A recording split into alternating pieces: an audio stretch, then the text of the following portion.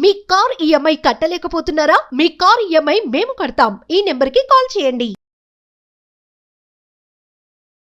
నమస్తే సుమన్ టీవీ ప్రేక్షకులకి life journey కార్యక్రమానికి స్వాగతం. స్పాన్సర్డ్ బై 6JVR జమలాపురం వారి రత్నాంజలి. సౌత్ ఇండియాలోనే అతి తక్కువ ధరలకి రత్నాలను అందించే ఏకైక సంస్థ 6JVR. మన ఇండియన్ కల్చర్ ఎంత గొప్పదంటే ఏ దేశంలో లేలన్ని వాల్యూస్, దాని గురించి ఈరోజు చాలా చర్చ జరగబోతుంది మన ఎపిసోడ్లో. కరోనా టైంలో we have went to vacation మా పిన్ని వాళ్ళ ఇంటికి వెళ్ళినప్పుడు I have met a boy. తను నాకు బ్రదర్ అనే రిలేషన్షిప్ అవుతాడు. హీ హాజ్ డన్ సంథింగ్ అంటే సంథింగ్ అని కాదు, చాలా ఎక్కువే చేశాడు. ఏం చేసిండు? He done a attempt with me. అటెంప్టా?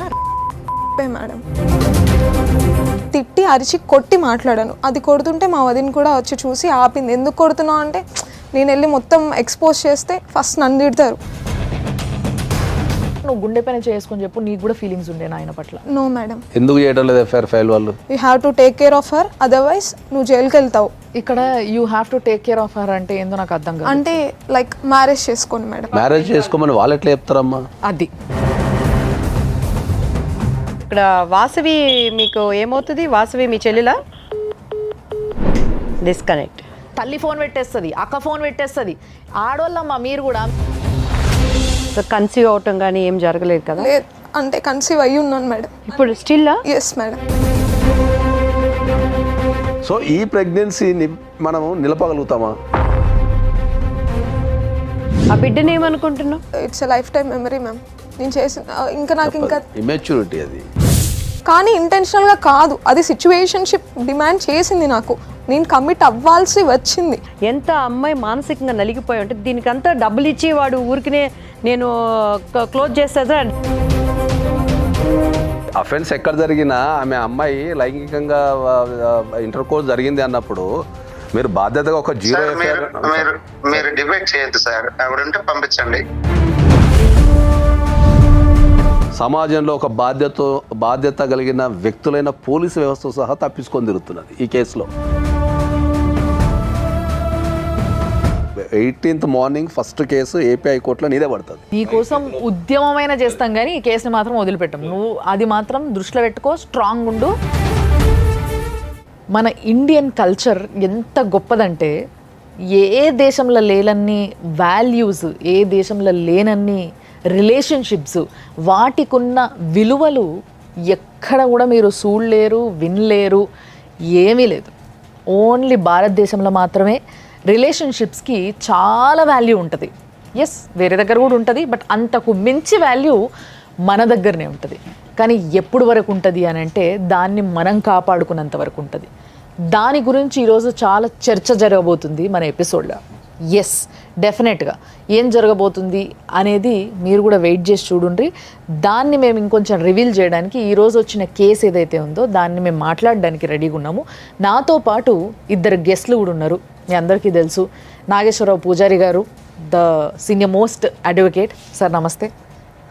And at the same time మంచి వాయిస్ వినిపించి మనకంటూ అంటే ప్రతి ఒక్కరికి ఇక్కడికి ప్రాబ్లంతో వచ్చిన ప్రతి ఒక్కరికి నేనున్నా అంటూ ముందుగా మాట్లాడే మన బాపు బొమ్మ దివ్యవాణి గారు. అమ్మ నమస్తే. నమస్తే. ఈరోజు ఒక ఆడపిల్ల మన ప్రోగ్రామ్కి గుంటూరు నుంచి వచ్చింది. ఆడ నుంచి వెళ్ళి రాత్రి బయలుదేరి పొద్దునీడ దిగి మన ప్రోగ్రామ్కి వచ్చింది. ఒక్కతే వచ్చింది. అంత బాధ ఎందుకు, అసలు ఇంత దూరం ఎందుకు రావాల్సి వచ్చింది, న్యాయం ఎక్కడ జరగలేదు మరి ఈమెకి అనేది ఈరోజు తెలుసుకుంటున్నాం. నమస్తే వాసవి. నమస్తే మ్యామ్. చూస్తే చిన్నపిల్లలాగున్నావు. నీకు బేసిక్గా ప్రాబ్లం ఎందుకు వచ్చిందో నాకు అర్థమవుతలేదు. సో ఫస్ట్ ఏమైంది, ఎక్కడ మొదలైంది? యా మ్యామ్, నేను ఇప్పుడు ప్రెసెంట్ బీటెక్ 3rd ఇయర్ చదువుతున్నాను విజ్ఞాన్ కాలేజ్లో. 2020 జూన్ నాకు ఒక అబ్బాయితో మామూలుగా రిలేషన్షిప్ ఉండే, అంటే బ్రదర్ అండ్ సిస్టర్. అంటే నువ్వు ఇంటర్లో ఉండేనప్పుడు? Diploma 2nd year. కరోనా టైంలో we have went to vacation మా పిన్ని వాళ్ళ ఇంటికి, నందిగామ, కృష్ణా జిల్లా. వెళ్ళినప్పుడు I have met a boy. తను నాకు బ్రదర్ అనే రిలేషన్షిప్ అవుతాడు. మంచిగా ఉండే ఒక 2 years. నేను కలిసిన ఒక 1 monthకి వాళ్ళ డాడీ ఎక్స్పైర్ అయ్యారు. సో తను ఎమోషనల్లీ అటాచ్డ్ నాకు. అప్పటి నుంచి నాకు 6 months యంగర్ నాకంటే. అంటే ఎలా మీకు రిలేషన్? మా అమ్మమ్మ వాళ్ళ అమ్మమ్మ కజిన్ సిస్టర్స్. దాని తర్వాత 2 years నార్మల్గానే కాల్స్ మాట్లాడుతుండే, డైలీ కొంచెం ఎడ్యుకేషన్కి సపోర్ట్ ఇస్తూ ఉండే, అంతా బాగుంది. మళ్ళీ వెకేషన్ కానీ సేమ్ నందిగామ వెళ్ళాను నేను. ఓకే. వెళ్తే ఒకసారి పైకి రా మాట్లాడదాము అంటే అప్పటికి మా పిన్ని వాళ్ళకి కొంచెం డిస్టర్బెన్సెస్ ఉండే. సో ఇంట్లో వద్దు, పైకి రా, నేను వాళ్ళ ఇంటికి రాను అంటే ఓకే ఫైన్ బ్రదర్ అనే కదా అనేసి పైకి వెళ్ళాను. నాకు అప్పటికి ఐ డోంట్ రియలైజ్ అంటే దేనికో పిలుస్తున్నారు అని. పైకి వెళ్తే హీ హాజ్ డన్ సంథింగ్ అంటే సంథింగ్ అని కాదు, చాలా ఎక్కువే చేశాడు. ఏం చేసిండు? Like he done attempt with me. తమ్ముడు, అక్క, యా. ఇంట్లో ఎవరు లేరా? లేదు, టెర్రస్ మీద ఉన్నాను కదా, సో ఎవరు లేరు. ఐ హ్యావ్ పోస్ట్ హిమ్ వద్దు అంటే దగ్గరకు వస్తుంటే నేను వేరే ఏదో జస్ట్ ఒక బ్రదర్లీ హగ్ అని అనుకున్నాను. లేదు ఇప్పటికే ఏదో అనుకుంటున్నారు, ఇది కాదు, మళ్ళీ ఎవరైనా చూస్తే అట్లీస్ట్ మాట్లాడడానికి కూడా ఉండదు అని నేను అరిచి చెప్పాను. బట్ లేదు, I have a feelings with you అని నేను ఇంకా ఆపలేకపోయాను. ఐఎమ్ దిస్ లీన్ పొజిషన్ కదా, సో ఆపలేకపోయాను. హీ హాజ్ డన్ అటెంప్టా? మేడం అక్కడ ఒక చిన్న టైప్ అంటే మీరు పైన ఉన్నా కూడా ఇంట్లో ఫ్యామిలీ మెంబర్స్ కింద ఎవరు లేరా? మేడం నేను ఉంది 5th floor పైన టెర్రస్, అది అపార్ట్మెంట్, మేము ఉండేది 1st floor. ఇప్పుడు ఆయన ఆల్రెడీ ప్లాన్డ్గానే పిలిచిండి మని, ఆ విషయం అర్థమవుతుంది చెప్తుంటే. అంటే అది కిందికి పోకుండా ఉంటేనే ఆయన ప్లాన్ చేసుకొని ఉంటాడు కదా, ఇక్కడైతే దొరికిపోతామని ఉంటే చేసి ఉంటాడు డెఫినెట్గా. ఫస్ట్ అపార్ట్మెంట్లో ఎవరితో ఉంటున్నారు మీరు? 1st floorలో అంటే పిన్ని వాళ్ళు ఉంటారు. వాళ్ళు ఏ ఫ్లోర్లో ఉంటారు? Same 1st floor, flats different అంతా. Okay okay. సో పైకి తీసుకెళ్ళి అది అలా చేసేసి ఇంకా నేను ఏడ్చి గట్టిగా నేను చెప్పేస్తాను అని కిందకి వెళ్తుంటే, లేదు మా డాడీ ఎక్స్పైర్ అయ్యారు, ఇదంతా నువ్వు చెప్తే మా మమ్మీ కూడా ఎక్స్పైర్ అయిపోతారు, ఇవంతా ప్రైడ్కి సంబంధించింది, రెప్యుటేషన్కి సంబంధించింది, నువ్వు ఇట్లా చేయొద్దు. ఇదేం దరిద్రం సార్ ఇది ఎక్కడ దరిద్రం అమ్మా? ఇది చేసేటప్పుడు తెలియదా ఏమవుతుంది ఏంది అనేది? సో ఓకే 100% ఆ అబ్బాయి చేసింది 100% తప్పు. ఆడపిల్లగా నీ జీవితం ఇది, నీ జీవితాన్ని తను స్పాయిల్ చేశాడు అంటే నాన్న చేస్తాడు అమ్మ చేస్తాడు అని అంటే, ఒకవేళ మన స్వతంత్రానికి ముందు ఆడపిల్లలు అంటే అటువంటి మాటలు యాక్సెప్ట్ చేస్తారనుకోవచ్చు. నువ్వెందుకు మీ పెద్దవాళ్ళకి చెప్పలేదు? Madam I'm 18 or 19 at that age. నాకు అంటే ఎగ్జాక్ట్లీ 18 years దాటినాయా? 18 years దాటలేదమ్మా అప్పటికి? దాటాయి sir. Major. Yeah, but I don't know అంటే ఆ టచెస్ అవి బ్యాడ్ టచెస్ అని కూడా నేను ఫీల్ అవ్వలేకపోయాను మేడం. ఫీల్ అయ్యే లోపే సంథింగ్ హ్యాస్ హ్యాపెన్. నేను ఆపగలిగాను, ఆపలేకపోయాను, అదే జోనర్లో ఉన్నాను. రియలైజ్ అయ్యి చెప్పేద్దాము అనే టైంలో మళ్ళీ తను వచ్చి బెదిరించడం ఇట్లా అని స్టార్ట్ చేశాను. బెదిరించిండు? లైక్ మా మమ్మీ చనిపోతారని. కొన్ని వాళ్ళ మమ్మీ చనిపోతుంది, మీ మమ్మీకి ఏమవుతుందిగా? ఈమె ఏంటంటే చిన్నపిల్ల, తెలియకుండా ఒకటి జరిగిపోయింది, తెలిసో తెలియకుండానో ఏదో ఒక హంగామలో జరిగింది, లేదా ఇద్దరు ఓకే అనుకోనే కంటిన్యూ అయ్యిండ్రు అనుకుందాం, అట్లా కూడా అనుకోవచ్చు. కానీ అది అయిన తర్వాత ఇప్పుడు ఇట్లా జరిగింది అని పోయి చెప్తే ఆడపిల్లని, మన సమాజంలో సార్ ఆడపిల్లని తల్లిదండ్రులు ఫస్ట్ ఆడపిల్లని తిడతారు, నువ్వు ఎందుకు పోయినావు వాడు పిలవంగానే మీదికి. ఫస్ట్ ఇక్కడ వస్తుంది ప్రాబ్లం. అంటే తల్లిదండ్రులు ఏమైపోతారంటే ఫస్ట్, ఇప్పుడు చాలాసార్లు నేను ఇలాంటి కేసెస్ కూడా చూసిన, ఇంటికి వెళ్ళి ఆడపిల్ల వాడు రోజు నా వెనకాల ఫాలో అవుతుందంటే నువ్వు వాడిని ఎందుకు చూస్తున్నావు రోజు, అసలు నీ చూపు వాడిపైన ఎందుకు ఉంటుంది రోజు, అంటే నువ్వు ఎక్స్పెక్ట్ చేస్తున్నావు వాడిని వెనకాల రావాలని.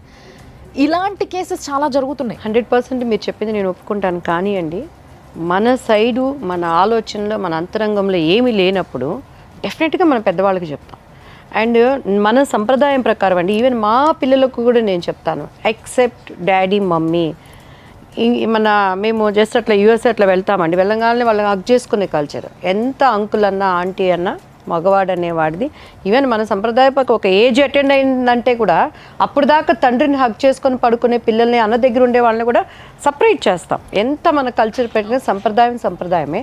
సో వాసవిని నేను అడిగేది ఏంటంటే, నీకు ఇష్టం లేదు, నీకు తన అన్న వరుస తమ్ముడు వరుస అవుతాడు, నీ తల్లిదండ్రులకు కానీ నువ్వు అంత కడుపులో ఎలా భారం పెట్టుకోగలిగావు? Madam first thing mummy daddy కింద లేరు మేడం, కింద అన్నయ్య వదిన అండ్ మా పిన్ని వాళ్ళు ఉన్నారు.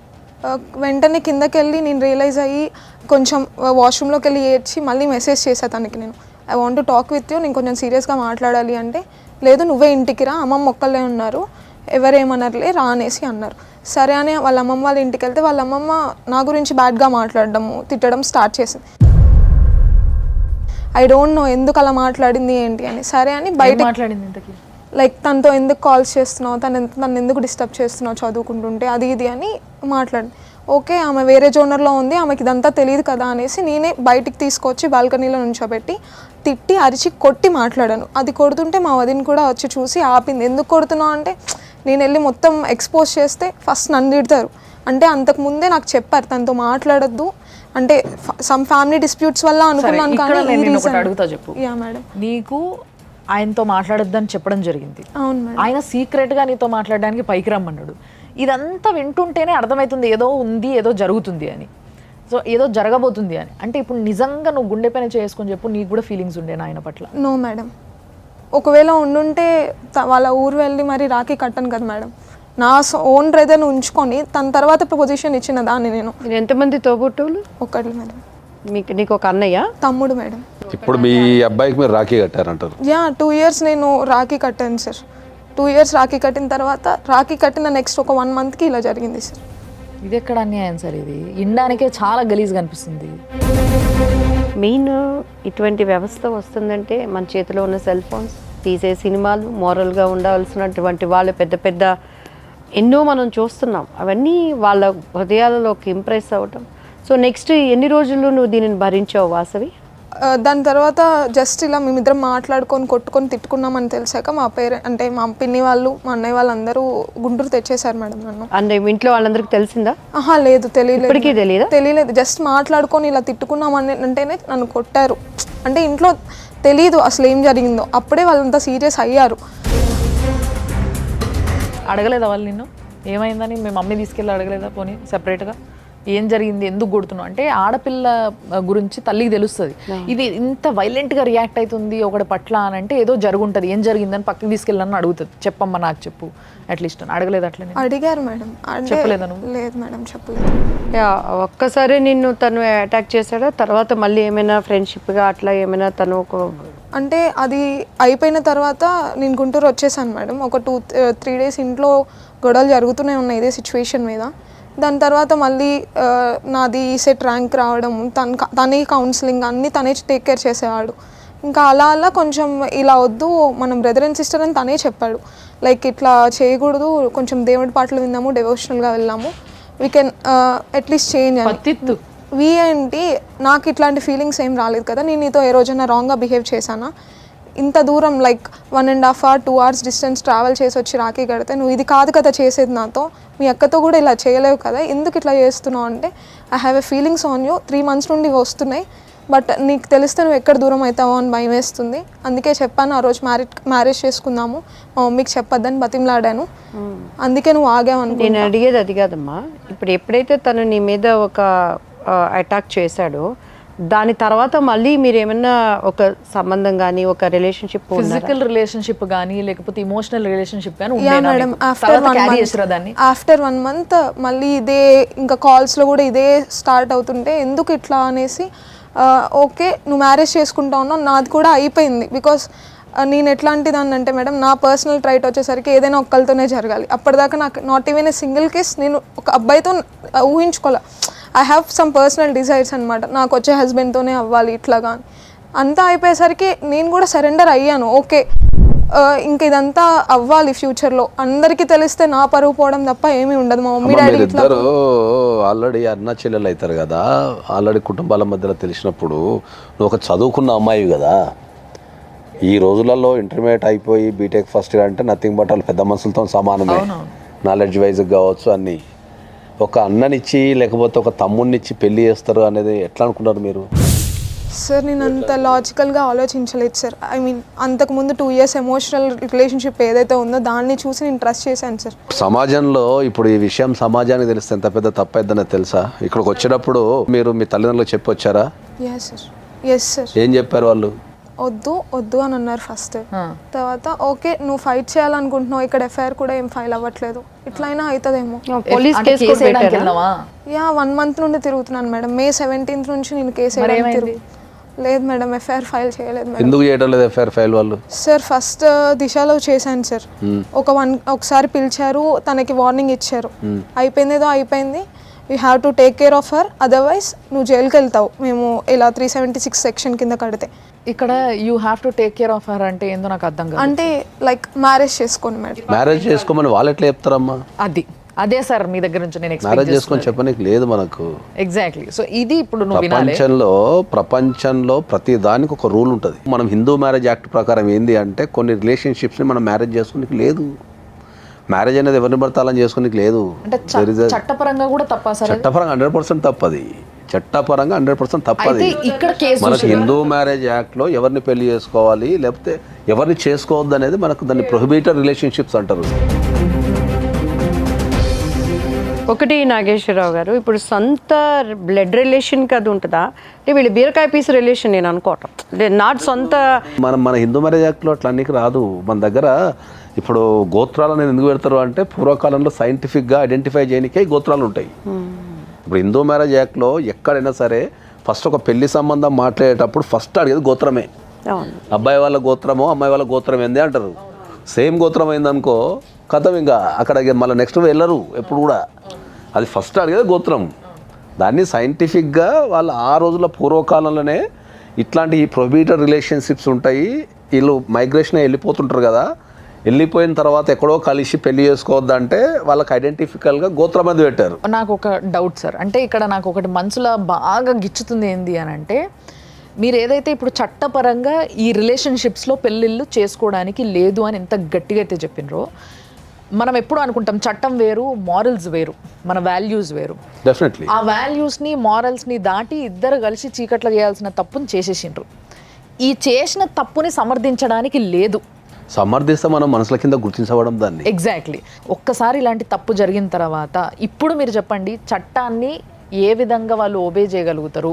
మరి ఒకవేళ చేయాలనుకుంటే ఈ పిల్లకి ఎట్లా న్యాయం జరుగుతుంది? అమ్మాయి ఒక మాట ఉపయోగించింది, తను మాట్లాడేటప్పుడు నువ్వు ఎలా చేసావంటే, నా లైఫ్లో తెలిసి కానీ తెలియక కానీ లేదు ఆ అమ్మాయిని బలవంతంగా అనుభవించినా కానీ ఒక్క మాట అంది, నా లైఫ్ నా జీవితం నా యవ్వనం నా భర్తకే, ఒక్కడితోనే నేను ఉండాలని. కానీ 100 టైప్స్ ఆ మైండ్ నాకు that is again emotional point. So దీని ఎమోషనల్ పాయింట్ కూడా యాక్సెప్ట్ లేదు దాంట్లో. దీన్ని ఏ కోశాన మనం ఒక 1% సమర్థించినా మనం సమాజం పరంగా తప్పు చేసిన వాళ్ళమే అవుతాం 100%. ఆమె ఫీలింగ్స్ ఆమెకు చదువుకున్న వ్యక్తికి కనీసం ఇక కొద్దిగా తెలివి ఉండాలా. ఆ పిల్లోడికి కూడా ఉండాలి కదా. పిల్లగాంది 100% తప్పే, మనం కదంటలేము. పిల్లగాంది 100% తప్పే.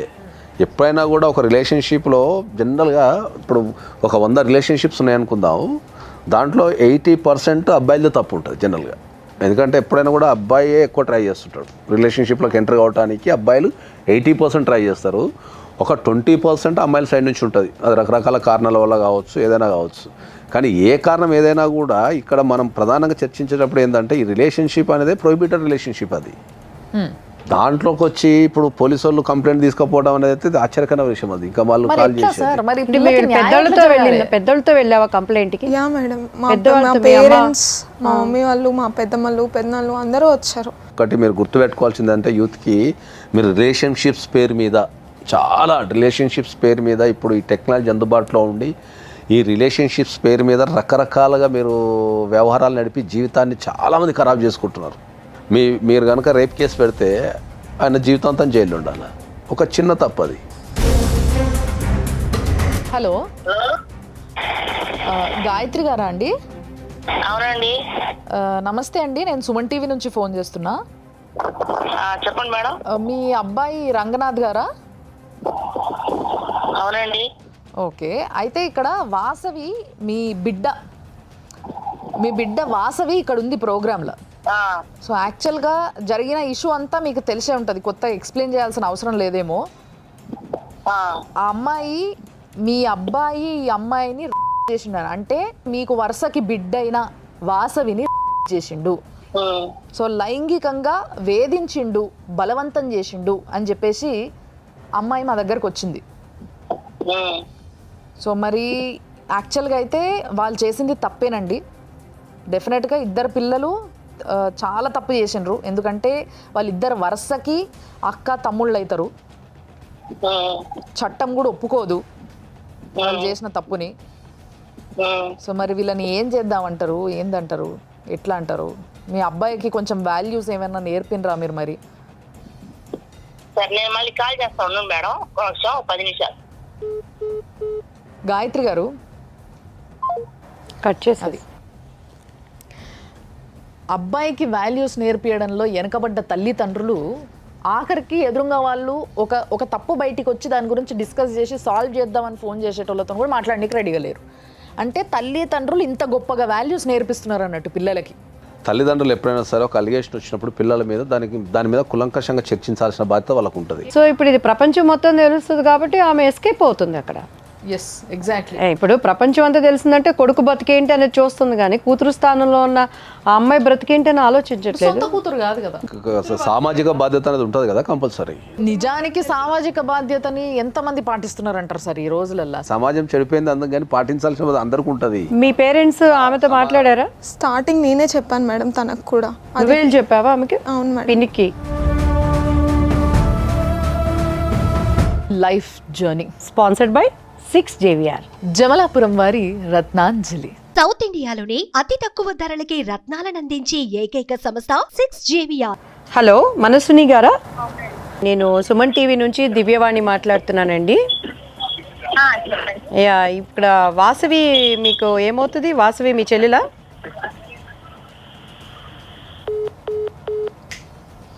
డిస్కనెక్ట్. అయ్యో, అసలు నిజంగా అబ్బాయి చేసిన తప్పుని మూసిపెట్టేది మళ్ళీ ఆడోళ్ళే. ఇది ఇంకో చండాలమైన పని. అసలు ఈడ్చి లాగి కొట్టి గిప్పదంతే. మిగతా వాళ్ళందరూ సరిగ్గా లైన్లోకి రావాలి. అది వదిలేసి తల్లి ఫోన్ పెట్టేస్తుంది, అక్క ఫోన్ పెట్టేస్తుంది. ఆడోళ్ళమ్మ మీరు కూడా, మీ పైన కూడా ఇలాంటి అరాచకాలు జరిగితే తెలుస్తుంది ఆ నొప్పి ఎట్లుంటుందో, ఆ బాధ ఎట్లుంటుందో. ఇంత గలీజ్గా తయారయ్యారు సార్ అసలు నిజంగా. సార్ ఇప్పటికీ నాకు అసలు అర్థం కాని విషయం ఏంటంటే, చట్టం ఒప్పుకోదు, అట్లా పెళ్లి చేయడం కుదరదు అని చెప్పేసి అంటున్నారు. ఇప్పుడు ఈ పిల్లకి న్యాయం ఎట్లా జరగాలి ఫస్ట్ అది నాకు చెప్పండి. ఇమ్మీడియట్లీ మనం ఎఫ్ఐఆర్ బుక్ చేయాలా? ఆమె కంపల్సరీ ఎఫ్ఐఆర్ బుక్ చేయాలా? ఒక క్రైమ్ జరిగినప్పుడు పోలీస్ వాళ్ళు కంపల్సరీ ఎఫ్ఐఆర్ బుక్ చేసిన బాధ్యత ఉంటుంది. 3 సంవత్సరాల కంటే ఎక్కువ శిక్ష పడే అవకాశం ఉన్న దేంట్లోనైనా ఇమ్మీడియట్లీ ఎఫ్ఐఆర్ బుక్ చేయాలా? మనం చాలాసార్లు చెప్పినాం, మనం వితౌట్ ఎనీ ఎంక్వైరీ మనం చాలా సందర్భాలు చెప్పినాం. ఒక ఆడపిల్లకు గనక ఎక్కడైనా అన్యాయం జరిగినప్పుడు without any enquiry, without any place. ఇక్కడ ఇంకో దరిద్రం ఏంటంటే పోలీసు వాళ్ళకి కూడా తెలియదు వీళ్ళిద్దరికి పెళ్లి చేయడానికి ఎలిజిబిలిటీ ఉండదు, చట్టం ఒప్పుకోదని. అదే కదా చూడండి, పెళ్లి చేసుకోండి అని చెప్పినారంటే ఇంకా చాలా మందికి దూరపు చుట్టాలు కదా, ఏం కాదు అని చేస్తుంటారు. కానీ ఇప్పుడు ఇంకా మొత్తం నా లైఫ్కి అంటే ఒక అమ్మాయికి ఏదెంత కెరీర్ లైఫ్ ఉన్నా కానీ మ్యారిటల్ లైఫ్ అనేది చాలా ఇంపార్టెంట్ మేడం. సో వాళ్ళ తాతగారు ఎవరైతే ఉన్నారో, రంగనాథ్ వాళ్ళ తాతగారు అండ్ వాళ్ళ రిలేటివ్స్ ఎవరైతే ఉన్నారో, మా క్యాస్ట్లో ఉన్న అన్ని సెక్షన్స్ ఆఫ్ పీపుల్కి ఆ అమ్మాయి మంచిది కాదు, అమ్మాయి మనీ కోసం చేసింది అని నా మీద వేరేవేవో చెప్తున్నారు మేడం. ఇఫ్ ఇన్ కేస్ నేను మనీ కోసమే చేస్తుంటే నాకు బావ వరుస లేకపోతే ఇంకే వరుస అయి ఉన్న వాళ్ళతో నేను చేస్తుంటా, లైక్ ఇఫ్ ఇంటెన్షనల్లీ అయితే. కానీ ఇంటెన్షనల్గా కాదు, అది సిచ్యువేషన్షిప్ డిమాండ్ చేసింది నాకు, నేను కమిట్ అవ్వాల్సి వచ్చింది బికాస్ సిచ్యువేషన్ డిమాండ్స్. కానీ అలా కాకుండా మనీ కోసం చేసింది అంటే, ఒక మనీ అనేది ఇలాంటి క్యారెక్టర్ విషయంలోకి వస్తే అది చాలా పెద్ద మాట మేడం. ఇప్పుడు నాకు మనీ ఇచ్చో నా క్యారెక్టర్ని, నా వర్జినిటీని తీసుకురాలేరు మేడం ఎవరు. నీకు ఇప్పుడు అంటే ఏం అనుకోకమ్మా, కన్సీవ్ అవటం కానీ ఏం జరగలేదు కదా? లేదు, అంటే కన్సీవ్ అయ్యి ఉన్నాను మేడం ఇప్పుడు స్టిల్. ఎస్ మేడం, నేను 1 month నుంచి పోలీస్ స్టేషన్లో కూడా ఇదే మాట చెప్తున్నాను మేడం. ఎన్నో నెల? It's 3rd month madam. నేను రంగనాథ్కి కూడా చెప్పాను మేడం, వాళ్ళ మదర్కి చెప్తే అయితే ఏంటంట, ఏం చేయమంటావు మమ్మల్ని. ఇప్పుడు ఈ సందర్భం గురించి వచ్చింది కాబట్టి ఇప్పుడు జనరల్గా సుప్రీంకోర్టు కొన్ని డెసిషన్స్ ఇచ్చింది, మనకు భారతదేశానికి సంబంధించి కొన్ని డెసిషన్స్ ఇచ్చింది. సో ఆ డెసిషన్స్ మీద చాలామందికి ప్రజలకు ఒక దురభిప్రాయం ఉంది. డెసిషన్స్ ఏంది ఇట్లా గలీజ్గా ఇచ్చిందని, లేకపోతే ప్రాపర్ జడ్జిమెంట్స్ ఇవ్వలేదని చెప్పి ఇచ్చింది. దాంట్లో ఒకటి 497 అంటే ఏంది, మనకు అడల్టరీ మీద జడ్జిమెంట్ మీద ఇప్పటికీ భారతదేశంలో ప్రతి చోట ప్రతి సామాన్య వ్యక్తి చాలామంది అడ్వకేట్స్ అడల్టరీ గురించి సుప్రీంకోర్టు తప్పు జడ్జిమెంట్ ఇచ్చిందనే అభిప్రాయాలు ఉన్నారు. దానికి ఉదయం మనం పక్కన పెడితే సుప్రీంకోర్టు ఇచ్చిన one of the most beautiful judgement ఏముంది అంటే, అబార్షన్ గురించి any women can go to the hospital do the abortion. ఇంతకుముందు అబార్షన్ ఏముంటుండే అంటే, అబార్షన్ అనేది ఓన్లీ ఫర్ మ్యారీడ్ ఉమెన్ ఉంటుండే. అబార్షన్ అనేది ఓన్లీ ఫర్ మ్యారీడ్ ఉమెన్ ఉంటుండే, అది కూడా ఇంట్లో వాళ్ళు హస్బెండ్ అండ్ అదర్ థింగ్స్ సంతకం పెడితే ఉంటుండే. సో సుప్రీంకోర్టు దాన్ని రివ్యూ చేసి ఏం చేసింది అంటే, a unmarried women also go to the hospital and abortion చేసుకోవచ్చు అనేది సుప్రీంకోర్టు జడ్జిమెంట్ ఇచ్చింది. ఆ జడ్జిమెంట్ ఎవరికి అర్థం కాలేదు ఫస్ట్ ఆఫ్ ఆల్. ఓకే, ఆ జడ్జిమెంట్ ఎవరికి అర్థం కాలేదు. అదేంది అన్మ్యారీడ్ ఉమెన్ బై ఆమెకి మనం ఎట్లా అబార్షన్ చేస్తామన్న దాని మీద ఉన్నది దానిపైన. ఇప్పుడు ఈ కేసులో చూడండి మీరు, అన్న చెల్లెల్లో అక్క చెల్లెలో ఏదో వరుస అవుతారు, వరుసలో మనకు ఒక ఇంటర్ కోర్స్ జరిగింది, దాని నుంచి ఒక ప్రెగ్నెన్సీ వచ్చింది ఇప్పుడు. సో ఈ ప్రెగ్నెన్సీని మనము నిలపగలుగుతామా? నిలిపితే దేనికి దారి తీస్తుంది? అక్రమ సంబంధం, ఆ బిడ్డ పరిస్థితి ఏంటి? ఇప్పుడు ఏం చెప్పుకుంటారు? బిడ్డ పరిస్థితి ఏంటి? సుప్రీంకోర్టు ఒకటి దేశంలో ఇట్లాంటి మహిళలు ఉన్నారు కాబట్టి ఈ జడ్జిమెంట్ ని తెచ్చారు దాన్ని. ఇప్పుడు ఒకటండి, ఇక్కడ ముఖ్యంగా ఆడపిల్లగా మానసిక పరిస్థితి, ఆ అమ్మాయి కన్నెత్వాన్ని కానీ తన సంసార జీవితం కానీ ఆ అమ్మాయి ఇంకొకరితో చేయలేదు.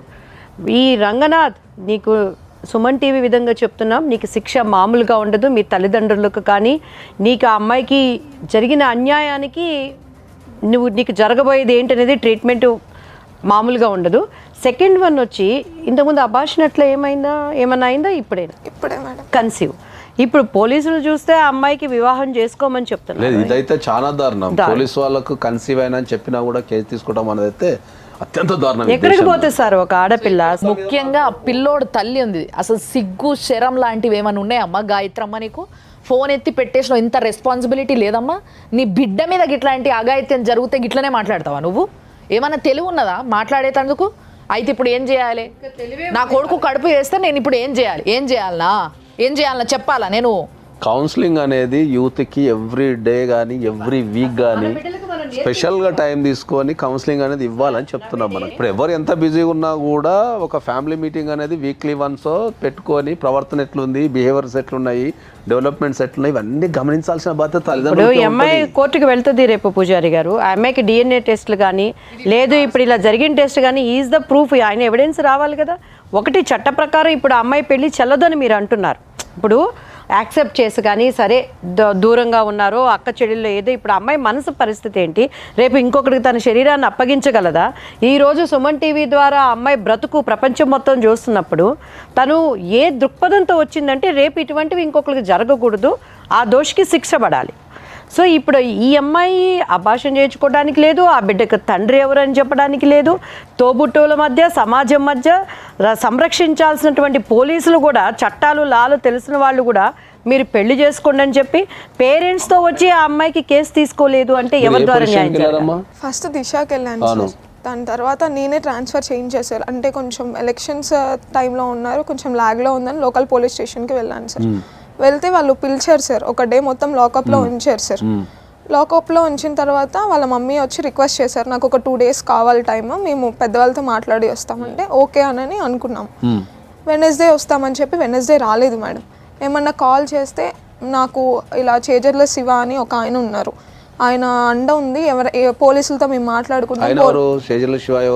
మా రిలేటివ్ ఏం చేస్తారా సమాజంలో? ఏం చేస్తారు? ఏం జాబ్ చేస్తారా, బిజినెస్ చేస్తారా, పొలిటీషియనా? పొలిటీషియన్స్ వెనక ఉంటారని తెలుసు సార్, కానీ ఏమవుతారు? రిలేషన్ అంటే ఏంటి మీకు? నాకు బాబాయ్ అవుతారు సార్, మా పెద్దనాన్న వాళ్ళ తమ్ముడు. ఓకే, ఆయనకి ఏమవుతాడు? తనకి చాలా దూరం చుట్టం సార్. ఈ కొనుజర్ల శివ కాపాడుతున్నాడా కేసు కాకుండా? వాళ్ళ సైడ్ ఉండి వాళ్ళని సపోర్ట్ చేస్తూ వాళ్ళని సేవ్ చేస్తున్నారు. ఆయనకు తెలుసా ఈ విషయం అమ్మా? ఎస్, మొత్తం తెలుసు సార్. అంటే యాక్చువల్లీ పోలీసెస్ దగ్గర నుండి కూడా సేవ్ చేసింది ఆయనే అని. నువ్వేం బాధపడకమ్మా, ప్రపంచంలో ఎక్కడున్నా సరే ఎఫ్ఐఆర్ బుక్ చేయించి జైలుకి పంపించే బాధ్యత నాది సార్. ఎఫ్ఐఆర్ ఓకే సార్, నా మీద ఫేక్ ఎలిగేషన్స్ కూడా వస్తున్నాయి సార్. 10 మంది మధ్యలో ఏవైతే ఒక అబ్బాయి చెప్పకూడదు ఒక అమ్మాయి గురించి చాలా చండాలంగా హీనంగా చెప్తుంటే నేను అందరినీ ఫేస్ చేయాల్సి వస్తుంది. మేడం స్టార్టింగ్ వాళ్ళు కొంచెం మంచిగా చేశారు, కానీ ఈ 2 days తర్వాత ఏమైందో తెలియదు. లాయర్ వచ్చారంట, మాట్లాడారు, సెటిల్మెంట్ అంటే దేనికి సెటిల్మెంట్ ఇస్తారు? మనీ దేనికి ఇస్తారు మేడం? నాకు ఇంత జరిగినందుకు నష్టపరిహారం ఇదా మేడం? ఇది కాదు కదా. అండ్ ఆఫ్టర్ దట్ ఇది మా జ్యుడిక్షన్లో రాదు, ఇది ఇన్సిడెంట్ ఇక్కడ జరగలేదు, మేము కేసు ఎఫ్ఐఆర్ ఫైల్ చేయడానికి మాకు ఎటువంటి రైట్స్ లేవు అనేసి సిఐ చెప్పారు. 100 సార్లు చెప్పినాం మనం, జీరో ఎఫ్ఐఆర్ అంటారు దాన్ని. నేను అది కూడా అడిగాను సార్, ఇది నా mother police station, I can file zero FIR. నీకు పోలీస్ స్టేషన్లో ప్రాబ్లం వచ్చినప్పుడు మీ దగ్గర సెల్ ఫోన్స్ ఉంటాయి, ఇమీడియట్లీ మీరు ఒక దగ్గరలోనే ఒక మంచి అడ్వకేట్ని సంప్రదిస్తే వాళ్ళు మీ తరపున పోరాడతారమ్మా, వాళ్ళు శిక్షణ తీసుకుంటారు. కూడా కాల్ చేశాను సార్, మీరు అడ్వకేట్ కాల్ చేశారు, తనే చెప్పారు సార్ ఇది మదర్ పోలీస్ స్టేషన్ అమ్మా, జీరో ఎఫ్ఐఆర్ కూడా ఫైల్ అవుతుంది, అది అడుగమ్మా నువ్వు గట్టిగా అనేసి. ఆయన అడగాలి కదా మీ తరపున. అంటే తను రాలేదు, ఈ ఎలక్షన్ డ్యూటీస్ వల్లే కొంచెం. అడ్వకేట్కి ఏం ఎలక్షన్ డ్యూటీ ఉంటుంది? అంటే వీళ్ళు ఉండట్లేదు సార్ మెయిన్గా ఎవరున్నా లేకపోయినా పోలీస్ వ్యవస్థలో అమ్మా ఇప్పుడు ఒక మర్డర్ జరిగింది అనుకో, ఎలక్షన్ డ్యూటీ ఉంది అని చెప్పేసి మర్డర్ వదిలి పెట్టేసి ఎలక్షన్ డ్యూటీ వెళ్ళిపోతారా అమ్మా? ఎలక్షన్ డ్యూటీ ఉంటే శాంతి భద్రతలు కాపాడరా? ఎలక్షన్ డ్యూటీ ఉంటే ఒక జరిగిన ఆడపిల్లకి అన్యాయం గురించి మాట్లాడరా? సార్ ప్రతి డే నేను పోలీస్ స్టేషన్కి వెళ్ళాను సార్. కాదండి, ఇప్పుడు ఆ అమ్మాయి ఎన్ని భరిస్తుంది? ఒక మగవాడి అహంకారానికి తన జీవితం నాశనం చేసుకొని ఇంట్లో వాళ్ళకి బయట వాళ్ళకి చెప్పుకోలేక మళ్ళా అమ్మాయితో వాడి రిలేషన్షిప్ కంటిన్యూ చేసి ఆ ఏజ్కి అమ్మాయి పోలీస్ స్టేషన్ గడప ఎక్కిందంటే ఇంత ఫెసిలిటీ పెట్టుకొని మనమే ఏదన్నా ఉంది పోలీస్ స్టేషన్ కాలు పెట్టడానికి మానసికంగా ఒక ధైర్యం కావాలి. ఎందుకు వెళ్తున్నాం పోలీస్ స్టేషన్కి అనేది కోర్టులు చట్టాలు కాపాడుతున్నా కూడా ఎంత అమ్మాయి మానసికంగా నలిగిపోయి ఉంటే దీనికంతా డబ్బులు ఇచ్చి వాడు ఊరికినే నేను క్లోజ్ చేస్తా అండి. చేజళ్ళ శివ అయితే ఏంటి, వాళ్ళ తాత అయితే ఏంటండి, ఎంతమంది అమ్మాయిలు ఇలా బలైపోవాలి? డిపార్ట్మెంట్ వాళ్ళకు కూడా సార్ ఈ కేసులో ఎవరైతే అమ్మాయికి సపోర్ట్ చేస్తున్నారో, ఎవరైతే ఆమె కేసు తీసుకోలేదో చట్ట ప్రకారంగా వాళ్ళని కూడా మీరు చర్యలు తీసుకోవాలి. ఇప్పుడు ఆ పిల్ల డబ్బు ఆశ కలిగిందే అయితే డబ్బు తీసుకొని నేను సెటిల్ చేసుకుంటాను అనేదిగా వాడేసే నిందలు కాక సొమ్ము పోయేసని బట్టి అని తన కన్యత్వాన్ని పోగొట్టుకొని తన అవమాన పాలైపోయి ఇంకా తన మీద బ్లేమ్ చేయటం. నిజంగా చెప్తున్నాను, ఇది లైక్ ఎవరి వైఫ్ అండ్ హస్బెండ్లో కూడాను కొద్దిగా కష్టపడే భార్య బయటికి వెళ్తుందంటే ఇగోతో ఉన్న మగవాళ్ళు ఎటువంటి బ్యాడ్ వర్డ్స్ మాట్లాడే ఎన్ని నా దగ్గరికి కేసు కౌన్సిలింగ్ కోసం వస్తాయంటండి. ఇది నిజంగా చాలా చాలా ఘోరమైన కేసు సార్. మన దగ్గరకు వచ్చిన వాటిల్లో దారుణం అసలు ఇది సపోర్ట్ చేయాల్సిన బాధ్యత మన పైన ఉంటుంది. మీరు ఇప్పుడు అది బిఫోర్ ఏదైతే మీరు ఇంటర్ కోర్స్ ఫస్ట్ టైం జరిగిందో దానికంటే ముందు మీ మధ్యలో చాటింగ్లో ఏమైనా అసభ్యకరమైన మెసేజ్లు ఏమైనా ఉన్నాయమ్మా? దానికి ముందు ఏం లేదు సార్, దాని తర్వాతే ఉన్నాయి సార్. ఇప్పుడు ఈ కాన్వర్సేషన్ రికార్డ్ ఉందా తను మాట్లాడింది? ఎప్పుడైనా మాట్లాడినాయి కానీ వాయిస్ చాట్స్ కానీ? అంటే తెలియదు కదా మేడం, ఇలా చీట్ చేస్తారు ఇలా రికార్డింగ్స్. నేను ఒకటి అడుగుతాను వాసవి, నువ్వు కన్సీవ్ అయ్యి గర్భం వచ్చే వరకు తనతో ఒక్కసారి తప్పు జరిగింది, సెకండ్ టైం థర్డ్ టైం మోసపడ్డావు అన్నది చేసా అంటే నీ ఉద్దేశం ఏంటి? తనని పెళ్లి చేసుకోవాలని ఉండిందా? అవును మేడం. అంటే వీళ్ళకి లాలు చట్టాలు తెలియదు కదా సార్. లాలు చట్టాల కంటే అదే మనకు సరైన గైడ్లైన్స్ ఇచ్చే వ్యక్తులు ఎవరు లేరు జీవితంలో. వీళ్ళు ఏంటంటే అమ్మాయిలు ఎప్పుడు కూడా ఏంటంటే వీళ్ళు సగం 80% ఆఫ్ అమ్మాయిలు భయపడుతూ బతికేస్తారు. వీళ్ళకి చెప్తే ఏమైద్దో, వాళ్ళకి చెప్తే ఏమైద్దో, పరువు పోద్దో, ఇంకేమన్నా పోద్దో అని చెప్పేసి వీళ్ళు రకరకాలుగా చేస్తుంటారు. ఇప్పుడు నీకు 3 months కడుపుతూ ఉన్నా అంటున్నావు కదా, ఇది జరిగి ఎన్ని రోజులు అవుతుంది? ఇన్సిడెంట్ జరిగి 1.5 year అవుతుంది. 1.5 year అయితే ఫస్ట్ టైం బలవంతంగా అనుభవించాడు, తర్వాత ఇద్దరు కలిసి ఎప్పుడైతే పెళ్లికి వచ్చిందో, పెళ్లి టాపిక్ వచ్చిందో అక్కడి నుంచి స్టార్ట్ అయిపోయింది. సో తను దాన్ని ఎదిరించలేక పేరెంట్స్కి చెప్పలేక వీడిని ఎలా అయినా పెళ్లి చేసుకుందాం అనే దృక్పథంతో తను కూడా చెప్తుంది కదా కొంచెం రోజులు ఇది తప్పని. ఇప్పుడు వాళ్ళు చిన్న పసి మనసులండి. ఇప్పుడు తను సందిగ్ధంలో భక్తి మార్గంలో వెళ్ళిపోదాం, దేవుడి దగ్గర మనం విందాం, ఇది తప్పు తెలుసు ఎట్లా చెప్పాలని తెలియని సంఘర్షణలో అయిపోయింది. నేనైతే నీకు as a being a brother, being a socialite, being a advocate, నేను సుమన్ టీవీ, మన దివ్యవాణి మేడం గారు, రాములమ్మ గారు అందరం నిలబడతాను నీకోసం. ఎనీ టైం పర్సనల్గా కూడా ఈ ఎస్పెషల్లీ దిస్ కేసులో నిలబడతాం. ఎందుకంటే ఇటువంటి మనకు మళ్ళీ జరగకూడదు కాబట్టి. కానీ దీంట్లో పెళ్ళి అనేది అయితే ఉండదు, గుర్తుపెట్టుకో. పెళ్ళి అనేది అయితే సామాజిక పరంగా తప్పు, అది మనం చేయనికి కూడా రాదు. ఆ బిడ్డని ఏమనుకుంటున్నావు? మ్యామ్ నేను వేరే మ్యారేజ్ అయితే చేసుకోవు. ఇప్పుడు ఆ పిల్లోని కంటావా? Maybe it's a lifetime memory ma'am. నేను చేసిన ఇంకా నాకు ఇంకా ఇమ్మెచ్యూరిటీ అది. ఇప్పుడు కౌన్సిలింగ్ చాలా అవసరం. ఇప్పుడున్న యూత్ అంతా సినిమాలు చూసి లైఫ్ టైం మెమరీలు, లేకపోతే సిచ్యువేషన్ షీట్స్, లేకపోతే ఈ డేటింగ్, రొమాంటిక్ అంతా వీళ్ళు ఇది ఒక రకమైన భ్రమలో ఉండిపోతున్నారు. రేపు సమాజానికి నువ్వు ఏ రకమైన బిడ్డను అందిస్తావమ్మా? ఆ బిడ్డకు తండ్రి ఎవరు? నా తమ్ముడో నా అన్నో అని చెప్తావా? ఒక తండ్రి లేకుండా పిల్లలు పెరగడం ఎంత ఇబ్బంది ఉంటుందో తెలుసా మీకు? అది ఒక తల్లి మనసు. I can understand madam. ఇప్పుడు కాదమ్మా, ఇక్కడ తల్లి మనసు, పసిబిడ్డ, ఇదంతా కాదు ఇక్కడ మ్యాటర్. అది కానే కాదు. సార్ చెప్పే దాంట్లో అబ్సల్యూట్లీ కరెక్ట్ పాయింట్ ఉంది. ఈమెనేమో మెమరీ కింద ఉంచుకుంటుంది, ఓకే, ఇంకొకరిని పెళ్లి చేసుకోదు. ఆమెకు కావాల్సిన లైఫ్లో ఆమె ఏం అనుభవించాలో ఏం అనుభవించొద్దు అన్నీ అనుభవించేసింది ఆల్రెడీ ఇంత చిన్న ఏజ్కే. సో ఇప్పుడు పిల్లోడు బయటకు వస్తాడు, పిల్లోడో పిల్లనో బయటకు వస్తుంది. వచ్చిన తర్వాత ఫస్ట్ సింగిల్ పేరెంట్గా పెరగాల్సి వస్తుంది. పెళ్ళి కాని తల్లి అని చెప్పుకోవాలా వద్దా అర్థం కాని పరిస్థితుల్లో వాడికి తెలివి వచ్చినప్పుడు ఇరుక్కుపోతాడు. ఒకటి. రెండోది, తండ్రి ఎవరు అని అంటే నా తమ్ముడు అని చెప్తుందా ఆమె? హలో హలో సార్, నమస్తే సార్. నమస్తే అండి. సార్ నేను నాగేశ్వరరావు పూజారి అడ్వకేట్ని మాట్లాడుతున్నాండి. చెప్పండి. సార్ ఏం లేదు, మీ దగ్గర ఒక కంప్లైంట్ ఉందంట సార్. అది వాసవి అనే ఒక అమ్మాయి కంప్లైంట్ ఇచ్చిందట కదా మీ పోలీస్ స్టేషన్లో. దేని గురించి? వాళ్ళ కజిన్ అయ్యే వ్యక్తి కొద్దిగా లైంగికంగా వేధించాడు అని చెప్పేసి మీకు ఒక కంప్లైంట్ ఇచ్చారంట మీ పోలీస్ స్టేషన్లో. ఆ, దానిపైన ఏ రకమైన చర్యలు తీసుకోలేదు మీరు అని చెప్పి ఆ అమ్మాయి మా దగ్గరకు వచ్చిందండి. ఆ. దాని గురించి ఏం జరిగిందో కనుక్కుందామని ఫోన్ చేశాను సార్ నేను. వాళ్ళు నిన్న వస్తా ఉన్నారు, రాలేదే. సార్ అది ఒక విషయం. అది ఆ అమ్మాయి ఆమె లైంగికంగా వేధించబడింది, సెక్సువల్ ఇంటర్ కోర్సు ఫోర్స్ఫుల్గా జరిగిందని చెప్తున్నారు సార్. అది అమ్మాయి చాలా క్లియర్గా. అయితే జరిగింది, ఆమె ఏమంటుందంటే నందిగాంలో జరిగిందని చెప్పి చెప్తున్నారు ఆవిడ. అవునండి. అదే రమ్మని చెప్పి చెప్పాము మాట్లాడటానికి. ఇంకొకటి ఏంటంటే మీరు అక్కడైనా కంప్లైంట్ ఇవ్వచ్చు కదా అని చెప్పేసి అన్నాం. అవునండి. అంటే ఆమె ఇక్కడే తిరుగుతుంది. ఓకే.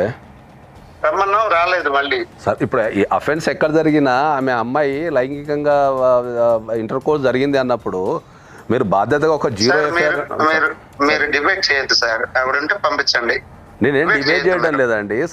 సమాజంలో ఒక వ్యక్తి కింద అడుగుతున్నా నేను. ఎన్ని రోజులైంది నువ్వు వెళ్ళి కంప్లైంట్ తీసుకోమని చెప్పి? అది పనిచేసి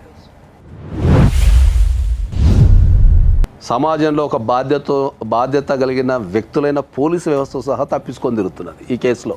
మీరు పోలీస్ అనే ఒక మర్యాద గల పొజిషన్లు ఉన్నారు కాబట్టి ఎవ్వరేం అనలేకపోతున్నారు. ముఖ్యంగా మేమేం అనలేకపోతున్నాం, కానీ మీకు రెస్పెక్ట్ ఇస్తున్నాం. అంటే మా బాధ్యత మేము ఇది చేయాలి కదా, మేము కంప్లీట్ చేయాలి కదా ఫస్ట్ ఒకళ్ళని అనేటప్పుడు. సో అందుకోసం మిమ్మల్ని ఏం అనలేకపోతున్నాం, కానీ మీరు మీ బాధ్యత ఎంతవరకు కరెక్ట్ చేస్తున్నారు ఒకసారి ఆలోచించండి.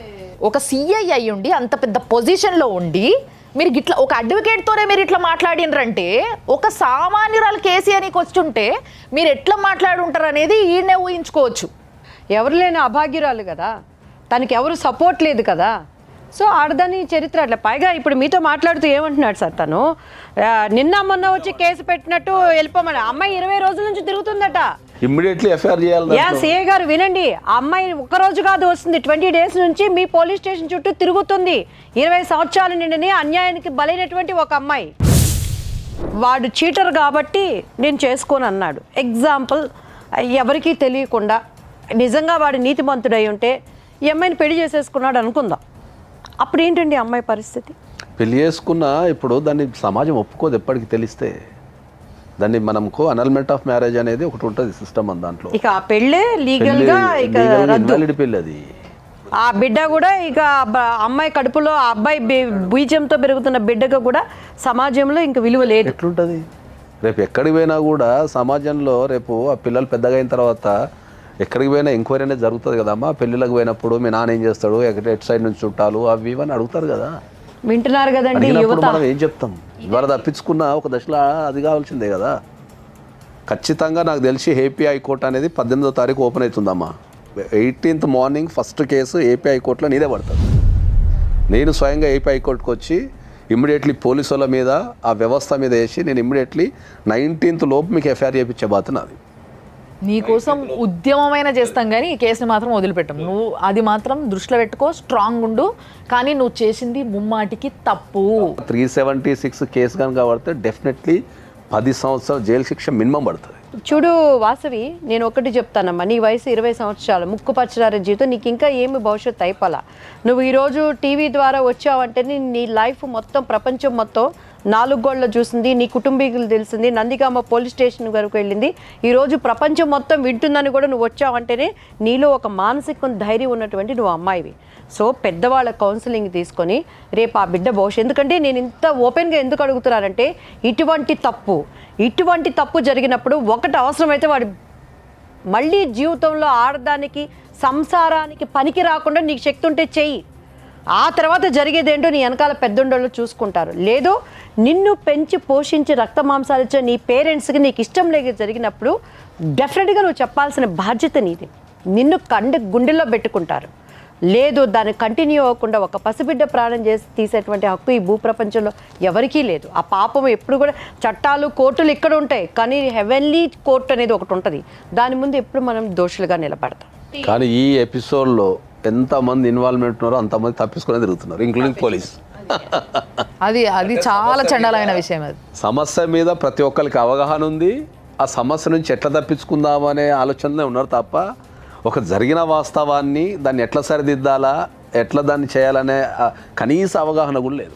ఇప్పుడు దీనిని బయటకు వచ్చింది కాబట్టి ఇంకొక 100 మంది రంగనాథులు, ఇంకొక 10,000 మంది రంగనాథులు రాకుండా దీనికి డెఫినెట్గా కొత్త గవర్నమెంట్లో ఫస్ట్ కేసుగా ఒక అభాగ్యురాలికి న్యాయం జరిగే విధంగా మాత్రం సుమన్ టీవీ తరపున నేనైతే గెట్ రెడీ అండి. సార్, సో దీంట్లో మనం ఎట్టి పరిస్థితి మనం ముగ్గురం కలిసి మేము ముగ్గురం కలిసి మీకు మాటిస్తున్నాం అందరికీ, అంటే మీ అందరి సాక్షాత్తు, అంటే మీ అందరి ప్రజెంట్స్లా ఈ పిల్లకి మాటిస్తున్నాం ఏంది అని అంటే, న్యాయం చేస్తాము అనేది కాదు, ఇక్కడ ఆల్రెడీ ఆమె అన్యాయం అయిపోయింది. అండ్ ఇంకోటి తన తప్పు ఉంది, ఈ విషయం కూడా మనం మాట్లాడాలి. ఎందుకంటే చాలామంది ప్రేక్షకులు తర్వాత పిల్ల తప్పు లేదా, పిల్ల తప్పు ముమ్మాటికి ఉంది. మనము ప్రోగ్రాంలో ఎప్పుడు కూడా వచ్చిన వ్యక్తిని సపోర్ట్ చేస్తే ఎప్పుడు మాట్లాడిన సందర్భాలు ఏం లేవు. న్యాయం అడుగుతున్నాం. మనము వచ్చిన వాళ్ళైనా తప్పు చేస్తే నిరభ్యంతరంగా మనం తప్పు చేస్తున్నామని చెప్తున్నాం. మనం దాన్ని ఇద్దరు తప్పు ఉంటే ఇద్దరికి తప్పు ఉందని చెప్తున్నాం. ఇక్కడ ఉన్నది మనం న్యాయం చేస్తానికే తప్ప మనం ఎవరినో సపోర్ట్ చేస్తానికి లేము ఇక్కడ. సో డెఫినెట్గా ఈ కేసు పైన మనము ఎక్కడి వరకైనా వెళ్ళడానికి రెడీ అవ్వాలి సార్, అంతే. సో మేమందరము రెడీ. నువ్వు రెడీయా? Yes ma'am, I'm ready. And finally నేను చెప్పాలనుకుంటున్న మాట, నేను నిజంగా చెప్తున్నా, చాలా అంటే చాలా తలకాయ ఖరాబ్ అయింది నాకు ఇవాళ విన్న తర్వాత. ఎక్కడికి పోతుంది సమాజం, ఏడికి పోతున్నారు జనాలు? అమ్మ బుద్ధి తెలివిలు ఉంటున్నాయా ఉంటలేవా అర్థమవుతలేదు. ఇంటర్మీడియట్ 10th నామకే వాస్తే ఇవన్నీ 10th ఇంటర్మీడియట్ అంటే చిన్నపిల్లలు ఏం కాదు, పెద్దోళ్ళే వీళ్ళు. తెలివి ఉన్నది 5వ తరగతి పిల్లలు చాలా గట్టిగా మాట్లాడుతున్నారు. ఎవరన్నా ముట్టుకుంటే పట్టుకుంటే ఇది బ్యాడ్ టచ్, ఇట్లా చేయొద్దు అట్లా చేయొద్దు అని చెప్తున్నారు, తెలుస్తున్నది. చెప్పకుండా తెలుసుకునే ఒక సోషల్ మీడియాకి మనం ఎక్స్పోజ్ అవుతున్నాం. పిల్లలు పొద్దున్న లేస్తే చూస్తున్నది ఫోనే, ఇవన్నీ తెలియదా? నేను మళ్ళా కూడా చెప్తున్నా, ఇలాంటి రీతి రివాయి లేని సంబంధాలు పెట్టుకొని పిచ్చి పిచ్చి నాటకాలు పడితే ఊకునేది లేదు. భారతదేశం యొక్క కల్చర్ని నాశనం చేయాలని చూస్తే అస్సలు ఊకునేది లేదు. మళ్ళా చెప్తున్నా, నేను యూత్ అందరికీ గట్టిగా చెప్తున్నా, నేను ఇంకొకసారి ఎవరన్నా ఇలాంటి పిచ్చి పిచ్చి నాటకాలు పడి ఈ దాకా వచ్చిందంటే మాత్రం నేను నిజంగా చెప్తున్నా, ఎంత ఫైట్ చేస్తానో దాని గురించి నాకు కూడా తెలియదు.